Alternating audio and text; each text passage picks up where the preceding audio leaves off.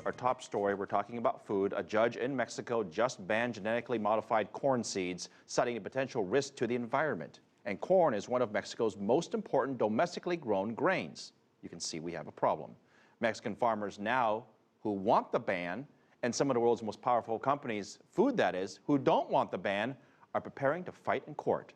Franc Contreras is in Mexico City. Frank? Thanks, Phil. Yes, this is a highly contentious issue in the country that first developed corn and first harvested it thousands of years ago.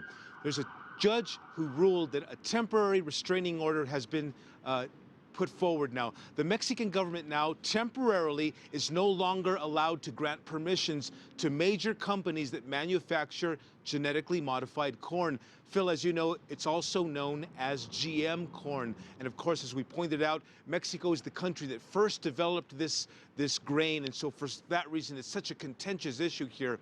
CCTV recently traveled to a small community just outside the Mexican capital to find out what small-scale farmers are saying about this judge's temporary decision on GM corn.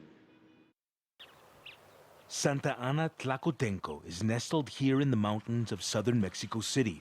Arnulfo Melo uses pretty much the same farming techniques that his ancestors have used for generations.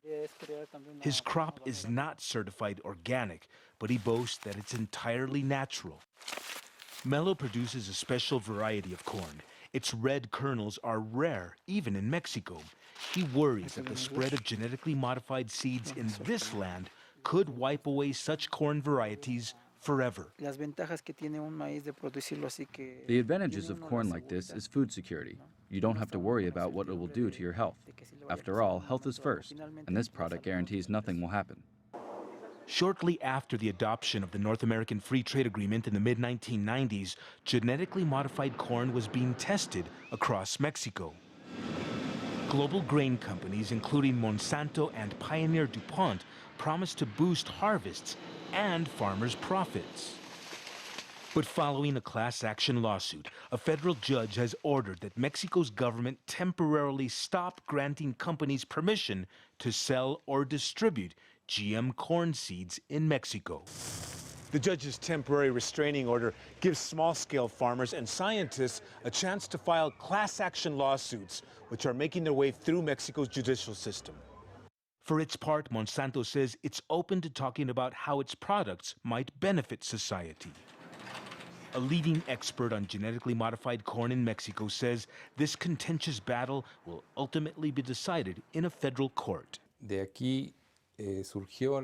All the known varieties of corn came from these Mexican lands. From here, they were dispersed across the Americas and afterwards to the entire world. Meantime, Arnulfo Melo says he'll keep a close eye on the judge's decision over whether genetically modified corn should be allowed in the very lands where the grain was first sown thousands of years ago. This contentious issue in Mexico has been fought out in the public venues, mostly in the media, but now it's going straight to the courts. It's going to be argued out by a number of scientists who are in favor, those who are against it, and of course the companies and many activists as well, Phil. The companies, of course, will argue that GM corn is a major benefit to society. It's good for humans and for the environment. And of course, some scientists and activists here will be saying the opposite, that genetically modified corn could actually be harmful. Frank, what a fascinating case against what is unknown versus science. I want to ask you, this is obviously not just a case about corn because there are so many other implications to it. Walk us through the timeline of what happens next in this trial.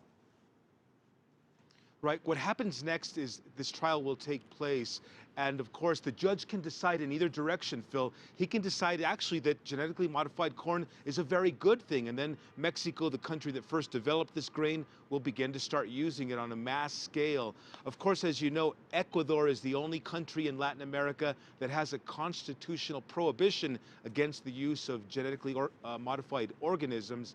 In Peru, there's a moratorium on genetically modified plants and organisms, but that's only in effect until December 2021, Phil. Frank, thank you live for us in Mexico City.